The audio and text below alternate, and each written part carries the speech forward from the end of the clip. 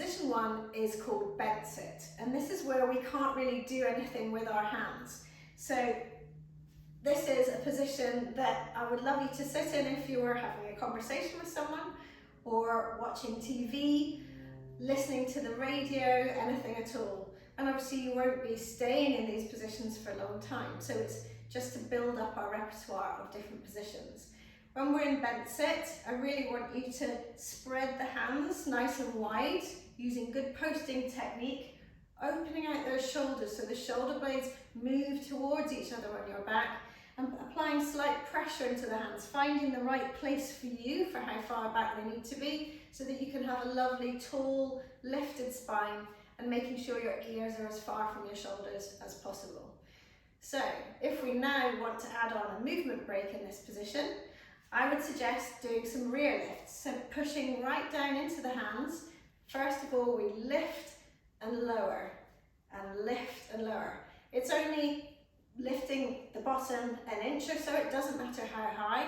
It's about getting that shoulder positioning right and strengthening through the shoulders in this position.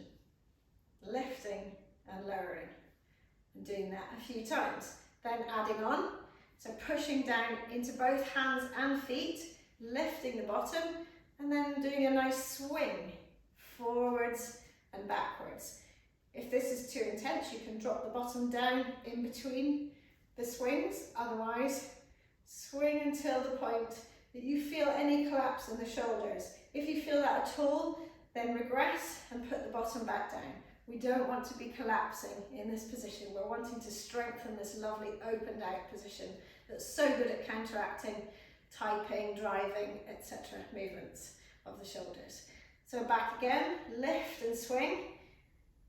And then, to make it a little bit harder, we can take one foot away and then the other, and allow the bottom to shift further forwards and back. A bit like you're going back into a pike position if you did gymnastics when you were younger, which I don't think I did. Forwards and backwards. And you'll feel it's more intense in the shoulders, and you really have to concentrate to hold that form. And then dropping the bottom back down. And now switching to the other end of the body. So now we're going to go down on forearms. So we rock first of all back onto one forearm, then down onto the other, lift up the first and lift up the second. Swap the order, back, back, lift, lift.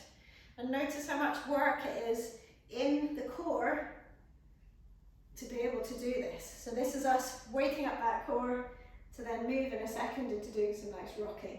Lift, lift, lower, lower.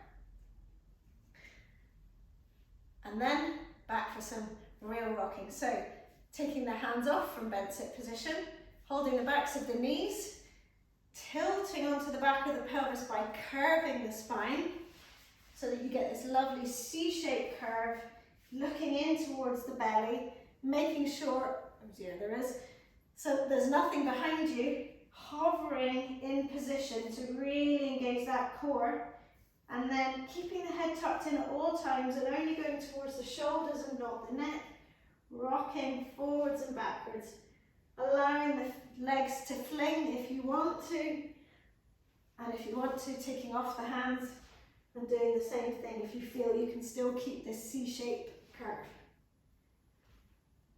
Forwards and backwards.